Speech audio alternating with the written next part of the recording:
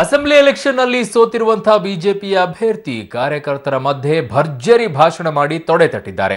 ನಮ್ಮ ಕಾರ್ಯಕರ್ತರನ್ನ ಮುಟ್ಟಿದ್ರೆ ನೆಟ್ಟಗಿರಲ್ಲ. ಬಿಜೆಪಿ ಸೋತಿರಬಹುದು, ಆದರೆ ಕಾರ್ಯಕರ್ತರೊಂದಿಗೆ ನಾನು ಇರ್ತೇನೆ. ಕಾಂಗ್ರೆಸ್ ಕಾರ್ಯಕರ್ತರು ಬಿಜೆಪಿ ಕಾರ್ಯಕರ್ತರ ಮೇಲೆ ಹಲ್ಲೆಗೆ ಯತ್ನಿಸ್ತಾರೆ ಅನ್ನೋ ಮಾಹಿತಿ ಇದೆ.